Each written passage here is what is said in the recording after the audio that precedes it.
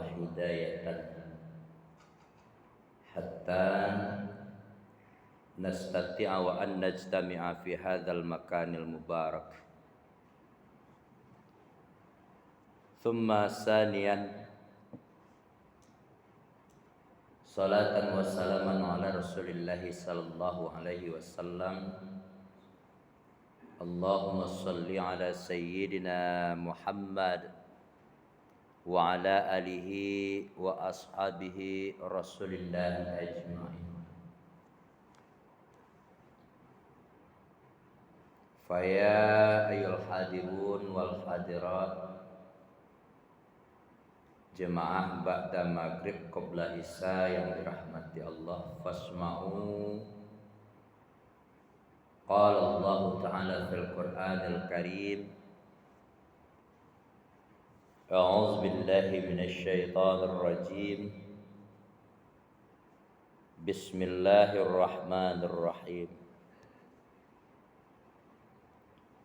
Wa la talbisul haqqa bil batil wa taktumul haqqa wa antum ta'lamun. Wa aqimis shalah wa atuz zakah warka'u ma'ar raki'in.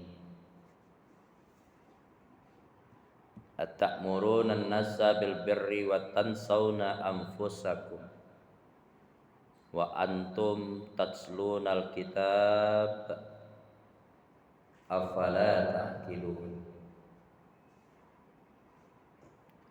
Wasta'inu bis-sabri was-salah wa innaha lakabiratun illa 'alal khashi'in. Shadaqallahul azim. Thumma qala nabiyuna Muhammad Rasulullah sallallahu alaihi wasallam, man kharaja fi talabil ilmi fahuwa fi sabilillahi hatta yarji'. Allahumma rabbi shrah li sadri wa yassir li amri wahlul 'uqdatam min lisani yafqahu qawli. Puji, puja, syukur kehadirat Allah subhanahu wa ta'ala. Salawat dan salam li baginda Nabi Muhammad Rasulullah sallallahu alaihi wasallam. Allahumma salli ala sayyidina Muhammad wa ala alihi wa sahbihi wa barik wa sallim. Yang sama kita hormati Bapak Pengurus Musala Muttaqin, seperangkat kepengurusan serta jajaran lainnya, teristimewa kepada bapak-bapak, ibu-ibu, para kakanda yang hadir pada malam hari ini. Mudah-mudahan yang hadir pasti sampuna surau nawa ibu Pak. Ini wa ibu to. Oh. Itu impian awakna. Ya Pak. Muttaqin itu orangnya. Sehingga kita dihantarkan menjadi hamba Allah yang takwa. Islam, iman, takwa. Ada satu lagi, ihsan. Jadi selama ini mungkin kita ada yang dengar atau kita yang sering sampaikan, mari dalam rangka meningkatkan iman kepada Allah. Nah, iman sudah makom yang tertinggi itu takwa. Di antara iman dan takwa jangan dipisah. Berapa banyak orang yang beriman tuh? Takwa ada aporti ya. Takwa ini maqam yang tertinggi dan bisa kita laksanakan ketika kapan? Selagi masih hayataka qabla mautika. Selagi badan kita itu masih dikandung, hidup kita itu masih dikandung badan. Di mana tempatnya? Fit dunya. Ini masalah dalam firman Allah, salah satu firman Allah sampaikan, wa khalaqtul jin wal ins illa liya'budun. Alih ada Allah ngecet sampai tinggal di situ. Dunia bukan tempat tinggal. Dunia bukan tempat tinggal. Dunia tempat kita meninggal. Ini mungkin bahasa orang tasawuf. Bapak kaum muslimin rahimakumullah. Cobalah kita cek berapa banyak orang-orang terdekat kita, perkenalan-kenalan kita di mana meninggal. Nah, di dunia. Wah, ada yang meninggal di pesawat Pak Ustaz tuh lain cerita lu pesawat di mata. Ini kajian hikmah ini. Likul li syai'in. Kenapa hal ini kita bentak? Padahal Allah nyata-nyata katakan dunia itu sendiri pun adalah bentuk sedang gurau untuk kita. Tapi banyak gara-gara dunia tahu kesepuh ya. Banyak gara-gara kehidupan yang fantasi di atas permukaan bumi itu perang. Ini kan sudah menjadi sebuah rahasia umum ini. Apalagi bunda-bunda, kakanda, ayanda semua yang hadir ini, yang suka mungkin nonton-nonton melalui alat genggam ya, kan betapa banyak itu fitnah-fitnah. Contoh saja, ada satu kasus misalnya harta kita diambil atau hak kita dirampas. Di dalam Islam kita diajarkan apa? Ruhama bainakum. Bermusyawarah yang pertama. Tidak ada di situ terdapat salah satu kalimat yang akan mengarahkan satu kelompok dengan kelompok yang lainnya untuk memutuskan silaturahmi, apalagi adu jotos. Tidak ada, Bu. Tapi coba kita lihat di dalam surah As-Sajdah nanti. Nah, jadi melalui di atas mimbar ini kita coba membaca di sela-sela waktu kita yang kosong itu ada ayat yang begitu indah firman Allah, kalimat Allah. Di ayat 52 coba pun cek. Inna rabbaka huwa yusibu fi anfusikum. Coba lihat di ayat 52. Kalau ada persoalan-persoalan yang sudah tidak terpecahkan oleh kita, di antara awak tidak terpecahkan lah ya. Lah dibawa bersawarah indah junya adonan kareh ya nak kehidupan itu bermacam-macam. Maka Allah katakan itu nanti urusan Allah. Tugas kita jangan sampai berdiaman adu jotos, apalagi memutuskan silaturahmi itu tidak boleh. Tanpa prihatinnya kita tunggu. Ulama dan ulama ini dengan ini kita nak baca suatu orang ya, ini sampel aja, nak nyebut suatu objek. Nah, ada 6 perkara nanti benda, ayah semua yang hadir, yang akan dapat lambat laun mengikis amal ibadah yang sudah susah-susah kita tumpuk. Nah, ini ngulang-ngulang kaji kita ini. Kan pernah dengar hadis itu kan? Ada 6 perkara sebab ulah kita juga. Ulah perang yang kita juga. Jadi seluruh pengorbanan kita, amal ibadah kita, melangkah kaki awak karena ridho Allah, pai rukaan sejadah kemusalah yang kita cintai ini karena Allah, itu ada nilainya tuh, Bu. Di mata Allah, bunda datang dari bermacam arah itu kan butuh pengorbanan. Selagi kita menerimanya dengan penuh keikhlasan, itu nilai kita.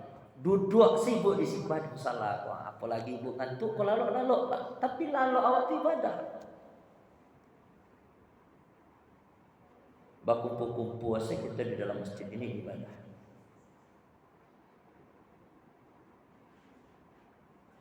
al jam'atur rahmah, kata Nabi kan, wal firqatul azabah. Orang-orang yang berkumpul di situ adalah datangnya rahmat, apalagi diadakan semacam ta'lim, belajar, mengulang haji ya, enak.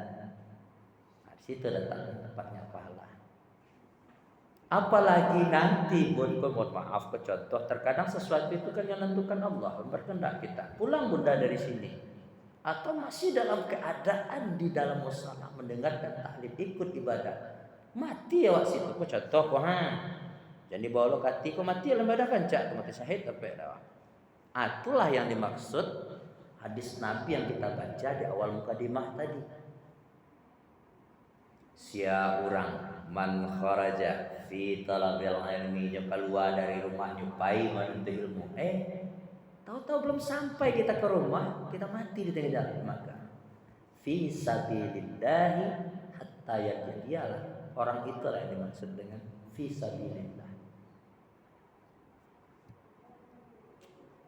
Bapak kaum muslimin rahimakumullah, kembali kita kepada pesan Rasul yang 6 hal tadi. Pertama kata Nabi, apa yang 6 hal? Al-istighalu bi'uyubil khalqi, suatu penyakit yang susah mungkin bagi kita untuk merubahnya, yaitulah kebiasaan yang suka mencari aib saudara sendiri. Ya goreng-goreng, kalau istilah bahasa kini apa tuh, kepo ya, bahasa gaulan abang. Tidak cukup malah sekedar dia kepo itu aja bon. Tidak juga kita filteri sifat seperti ini, cari aib-aib orang lain, akhirnya apa? Muncul penyakit yang kedua, fitnah kita, gibah. Fitnah kita dalam hal ini. Padahal kalau kita mau belajar dengan ilmu tarikh, belajar kita dengan kisah-kisah para pejuang dahulu, belajar kita dengan para kisah sul anbiya dahulu, betapa banyak para orang-orang sukses yang hancur gara-gara fitnah ini. Memang pada dasarnya akan hukum nanti Allah, tapi kan fitnah ini begitu besar. Makanya Nabi sampaikan al fitnatu asyaddu minal qatl.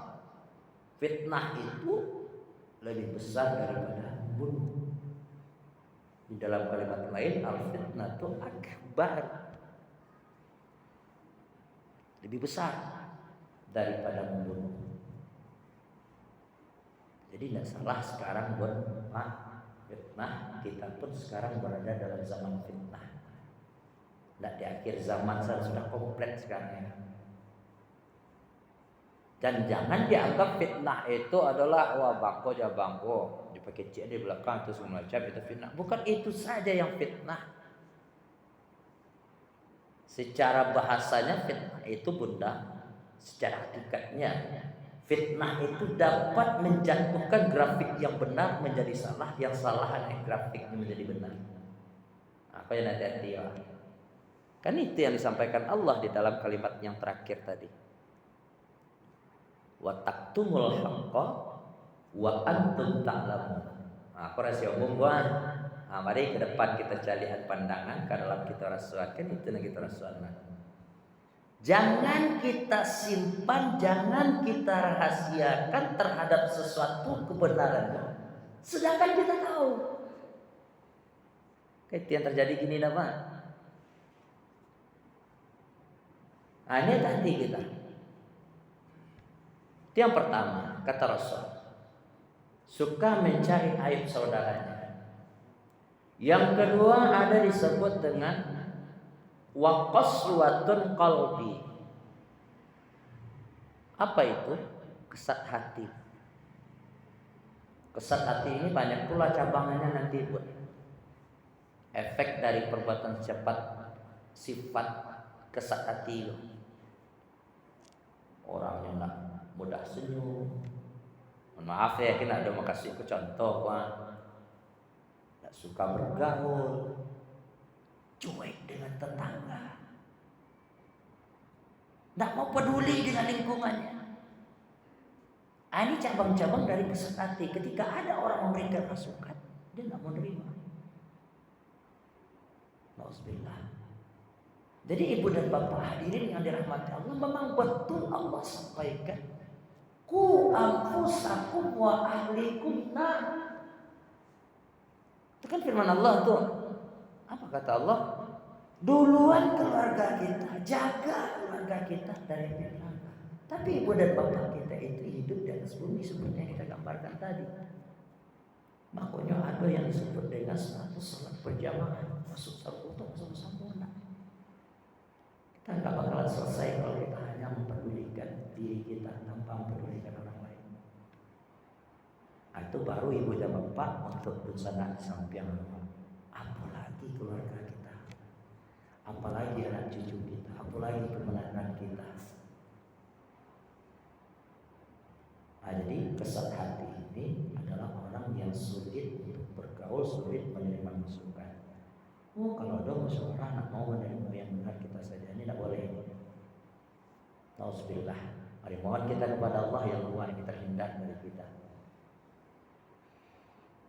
Yang ketiga, hubbud dunia. Penyakit yang terlalu cinta terhadap dunia. Gara-gara sobat tadi biasanya ambisi orang nomor 2 tadi Pak ya. Biasanya agresif manusia ini, hamba ini. Ini mohon maaf sekali lagi tanpa menyebut suatu objek, ini contoh yang kita angkat dari sabda Rasul. Kau melalui corong ini sampai keluar dan dianggap menyebut-nyebut enggak. Ini sebagai gambaran contoh yang digambarkan baginda Rasulullah. Jadi apa yang ketiga tadi? Hubbud dunia, ini cinta dunia. Dek gara-gara orang tadi itu mungkin terlalu tertutup dengan hal yang lain, dengan lingkungan kebersamaan ada. Ambisinya kuat tuh bro, dia pantang kalah itu. Rasulullah. Lah jalehnya diam-diam saya mungkin dan namu berkeluarga, dan namu bergaul ke segala macam, dia pantang ekonominya kalah daripada yang lain, dia akan bersih. Akhirnya apa yang muncul? Hubbud dunia. Sudah azan orang di masjid, hayal salat, asik dia main, asik dia dengan kegiatan kita. Mana lagi tujuan hidup kita yang diciptakan oleh Allah tadi? Apa yang rasanya? Nauzubillah. Berlindung kita dengan yang tiga ini. Kemudian yang keempat. Yang keempat kata Rasulullah yang harus kita hindari supaya amal ibadah yang susah-susah kita tumpukkan yang kita kumpulkan itu jangan hilang begitu saja. Qilatun haya. Hilang rasa malu. Tak mau tahu lagi. Mau azan sendiri, mau bulan puasa sendirilah, mau orang melakukan sholat berjamaah silakan. Ini yang disebut dengan hilangnya rasa malu. Akhirnya apa yang muncul? Lah samose istilah orang tua samo sawah di pemetang. Mentu lah samo bagawo je minantu lah bode itu bulu orang mando lah samo je mama rumah. Nah ado batik sawah di pemetang. Nah ado norma-norma jangankan hukum agama. Norma terpakai dalam hal ini. Ini kan gawat kalau dibiarkan. Nah ini hati kita kaum muslimin rahimahullah. Qilatun haya, hilangnya rasa malu. Ini pakai kata pakai gawat begini. Yang keempat. Waduh orang pergi sholat Pak Ustaz. Lagi udah ya pergi sholat tapi sekali seminggu. Mendingan. Lain semayang nyok contoh kemana? Lain semayang lain. Malu dah kalau nantunya juga Pak Ustaz baru-baru malu. Layak doyong ikut ado. Malah berangkat kita dari qilatun haya ini ada istilah kalimat yang berbunyi istitrat. Pernah dengar Bapak itu?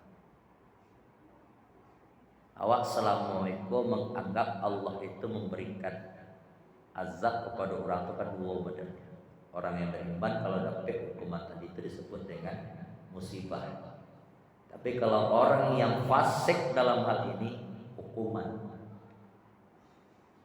Orang beriman mendapat ujian itu disebut dengan musibah, ujian itu diri. Maka dia akan kembalikan dengan tentang yang diajarkan oleh Allah.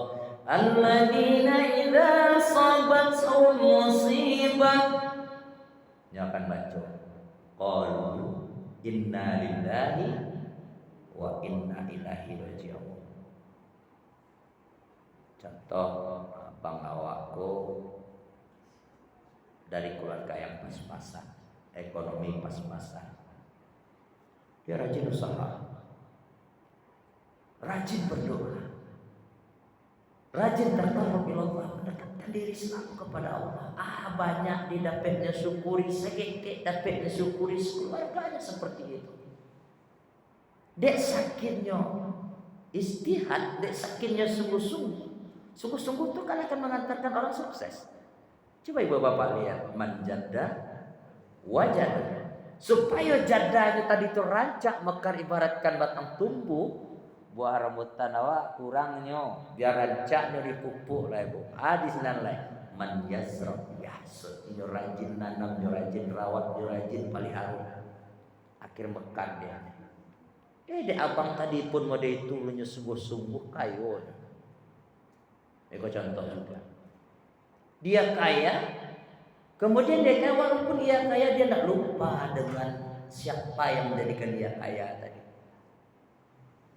Suatu saat dia dapat musibah ketika dalam jaya-jaya tadi. Dia tetap bersabar. Nah, orang seperti yang mendapat musibah ini, dia disebut sebagai ujian. Ada cek lain yang kita sampaikan istilah istidrak tadi.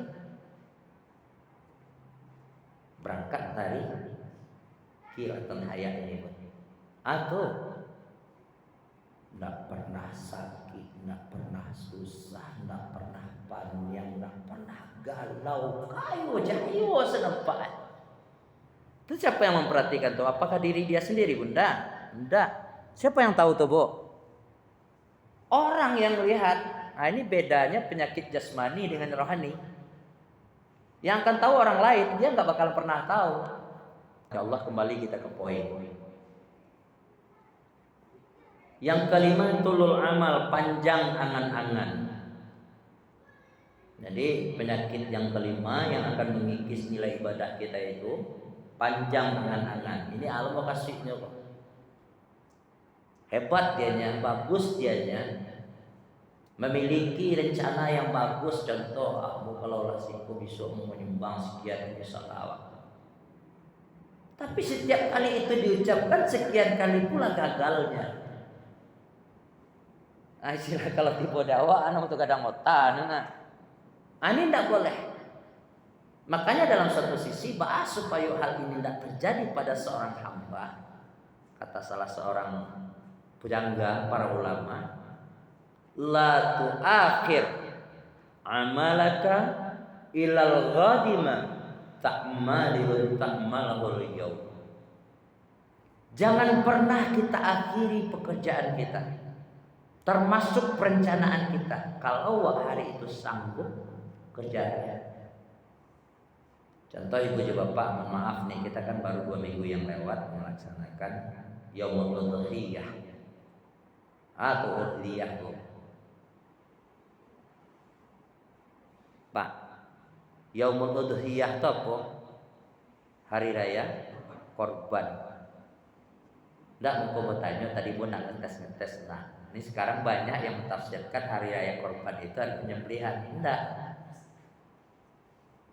Korban itu bukan penyembelihan artinya, Bu. Artinya asal kata koroba, pendekatan.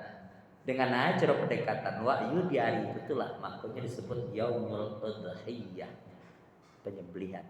Penyembelihan itulah bentuk korban kita. Nah, jadi kita tidak ikut tahun kemarin, tidak tahun kini. Kita merencana waktu. Terpicu kita kan. Tentang masalah hukum korban itu saja itu udah berat kita tahu. Ada pendapat ulama 2 yang paling viral dalam hal ini. Kalau kita merujuk kepada firman Allah surat Kautsar itu wajib tuh.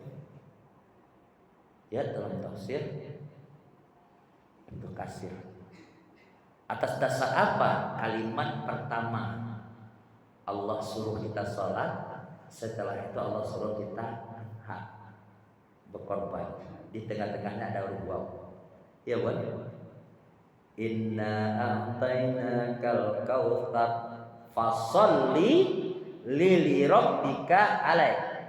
Waw itu dalam sejarah kaidah bahasa waw itu disebut ataf. Apa arti ataf? Ataf itu artinya menghubungkan kalimat nan ado di pertama itu dengan kalimat kedua. Apanya yang dihubungkan? Fungsinya, keadaannya, statusnya. Kalau sholat itu wajib, berarti korban wajib. Apa ada wak kemarin-meremeh korban tuh.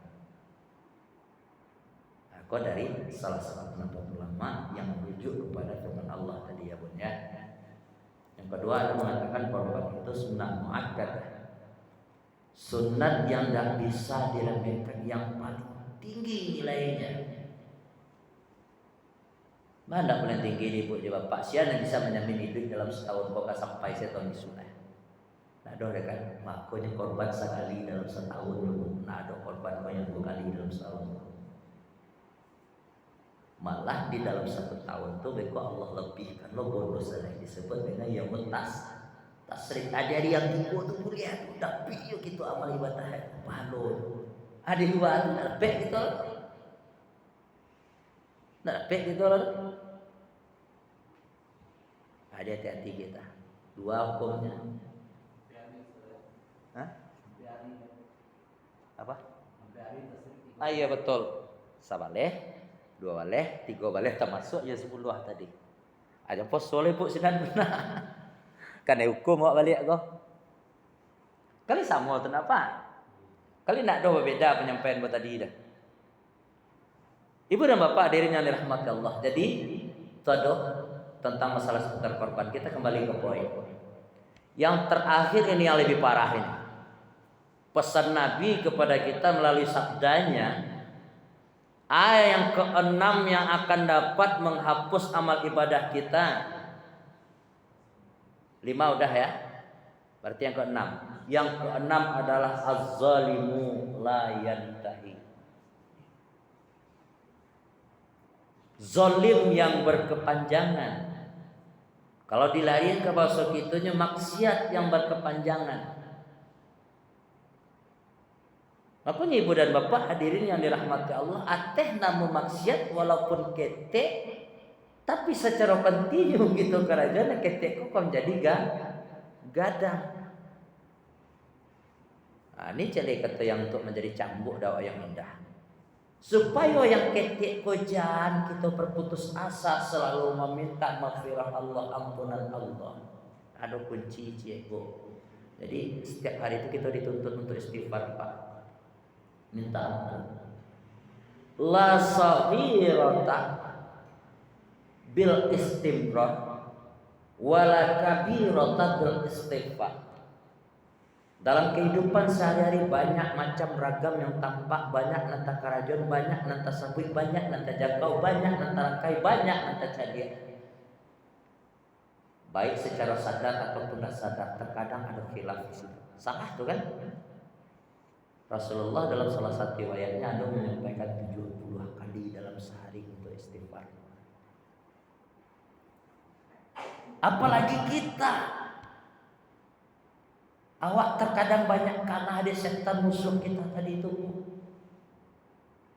Nggak tahu awak dia main datangnya bagaimana. Kita butuh istighfar. Kita butuh minta ampun kepada Allah Subhanahu wa taala atas perbuatan awak tadi. Baik disengaja atau tidak. Nabi saja lebih dari 70, apalagi kita. Nah untuk itu perbuatan yang kita lakukan berupa maksiat tadi ujung-ujungnya zulm, dosa. Satu hari di kerajaan Tuhan. Jadi arti dari kalimat tadi la kabirata illal bil istighfar. Nah atuh dosa yang ketik kalau kita mengajukan secara tarik-menarik. Ya biasanya ke bapak kok yang pernah kita rasakan ya. Setelah kita berbuat habis waktu Pak, dikit lagi.